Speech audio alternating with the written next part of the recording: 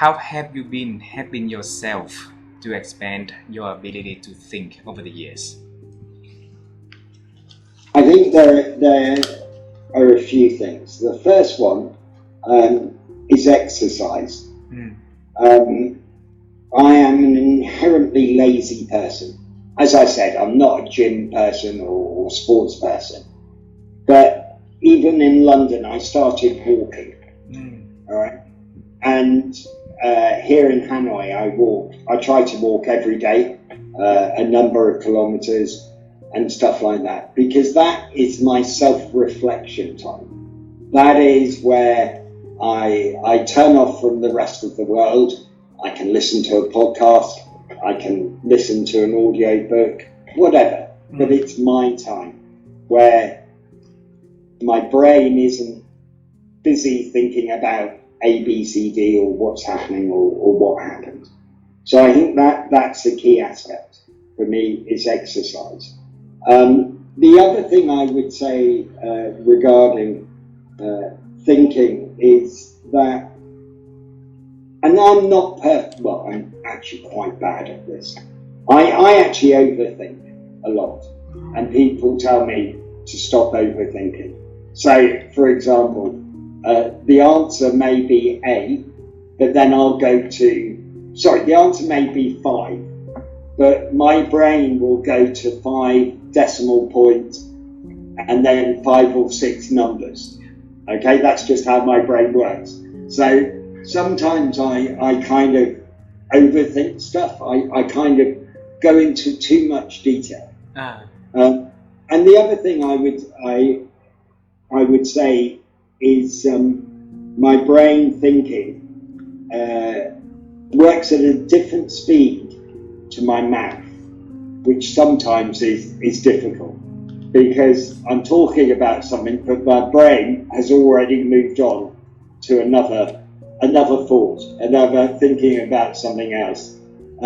So again, sometimes I have to have a double take. I have to think, actually, I'm thinking about this, but I'm talking about this. How do they come together? So talking about your thinking about the thinking.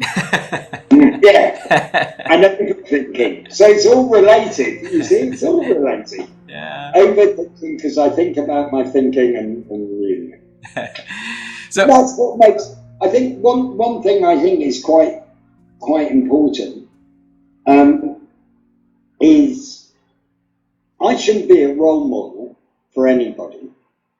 I can be an influence. I can be an object of interest, whatever. But we're all different. Mm-hmm. Okay? And unless you're literally an identical twin, you're different from the next person. Yeah. So depending on the level of resolution we're looking at, we're all human beings. You're a man, I'm a man.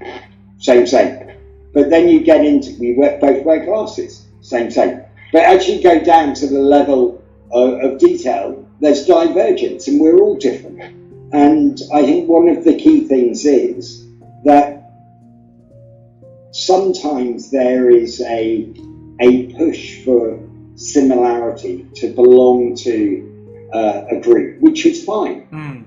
But belong to it, don't be owned by it. And I suppose it's that thing about a group or a cult. Yeah. And so it's that sort of situation, and that's my take on it.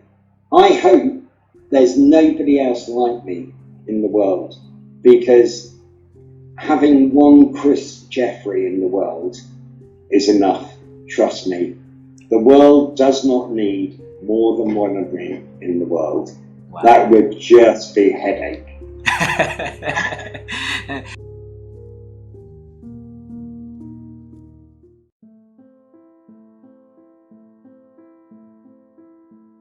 Like, everyone wants to get to agreement very quickly. And that's one piece where people rush to agreement and they're really not in agreement because there's this avoidance of differences. And I think we have to look back to, like, even just in our personal lives, we'll say to someone, well, that your friend is very different than you. That's fun. It's interesting. Okay, so why isn't that fun and interesting in a meeting to hear a different opinion, to hear a different idea, to hear a different perspective, to hear how, say, I suggest an idea and to ask you, hey, please describe my idea, and find out, oh, wow, I didn't even think about it like that. But to be excited to hear the different angle versus feeling like we need to get to an agreement and quick and fast. And I think some of that in workplaces is that so many are based on blame, that it's all about like, hey, who did that wrong? Whose idea was that? And that failure isn't welcomed. Mistakes are like seen as a problem and something you want to get rid of and punish someone for almost, versus, well, how else? We all talk about it like, hey, we didn't get to successful points without those failures. That's when we learned. Those were the growth opportunities. So that's what I get back to with the reframing and the mindset, that like failure, to me, that's not a bad word. Someone else hears it as a very negative word. It goes back to the word like disruption. Someone who disrupts an industry, apparently that's a very good thing. Particularly in English. I don't know if it necessarily translates to all languages. Well, when I was younger, if you were told you were disruptive, that wasn't necessarily a good thing. You didn't want that on your report card that went home to your parents.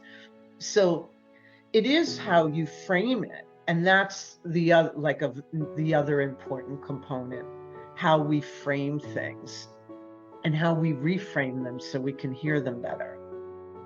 So how can we help the people to get, better understanding one another and their differences, Leslie? The one skill I think we all have to work on, myself included, active listening. I think that that's one of the most difficult things to do, and most people think they're doing it well. And it's everything from, we all know, they know the rule. Yep, turn off your electronic, or put away your electronic devices. And I always say, did you turn them away so you can't see them? Because every time a phone lights up with a notification, that glance over to it, that's a distraction. And during those few seconds, if you were talking, I missed half your sentence. So I might be on a totally different assumption of what you're talking about because I missed some of what you said. So, and then when I listen to you, I have to put everything else out of my mind. And that includes the first thing most of us are trying to do is we're planning what our response is going to be when you're done talking.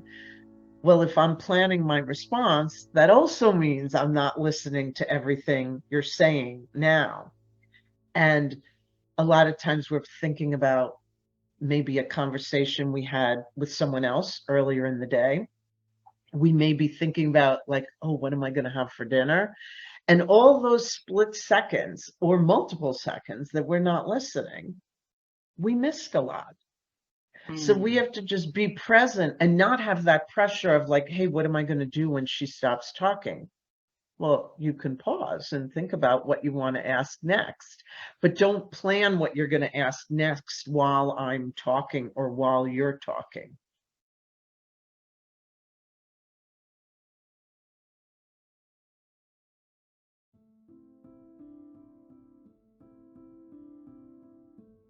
The biggest obstacle for anyone is the preponderance of the golden rule. Everyone has always been talking about the golden rule, and it's been instilled in us from religion, from upbringing, from school, from just, and that's a good intention, and it's outdated and it's wrong, because the one thing that the golden rule assumes is that everyone is the same.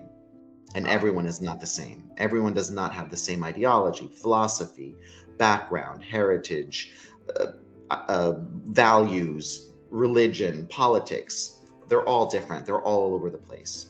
So if people go through life thinking, well, I'm going to treat people the way that I want to be treated, they're missing out, because that's what the golden rule says, right? But the reality is we need to treat people the way that they want to be treated, because they're different. They're most probably different than we are. They have different needs, different motivations, different drivers, different experiences, different whatever it is. And we don't know that. We don't know that unless we have a relationship. We have that relationship building, and we understand them and what their needs are and what their preferences are in communication, in recognition, in every aspect. They're not going to be the same as we are. That is blatantly obvious in succession planning. I've been in so many succession planning sessions where leaders have identified their successors and said, this person will be great, and this person would be great, and this is my successor. And then you ask them the question, did you ask them? Do they want to be your successor? Is this part of their plan? And the answer is no, right? So these people, when it comes time and the person leaves and it's time for the succession to take place, the most obvious candidate is not the one that's selected. It's someone that's 2 or 3 down, because the obvious one did not want that job. They weren't interested. They were interested in something else. So it's not golden rule, it's platinum rule. Like, what do they want? What are their interests? What are their motivations? What are their drivers? What are their preferences? What are their likes? So I think that's the key for leaders. Leaders are promoted because most of the time for their expertise in a certain industry, and a lot of times some are promoted because of their emotional intelligence, but they may not have the technical skills. But at a certain level, you may not need that as much. So just having both, though, having the technical expertise to be able to know what's going on in the business, and then having the emotional intelligence, the self-awareness, as well as the empathy for others' experiences. Now that's the platinum rule, knowing how people want to be treated. And then taking it a step further, I'm calling that the rhodium rule, where you do something with it. You integrate that into your own being, because maybe there's something in that perspective that you're not paying attention to that would help you be even better yourself. Beautiful, beautiful.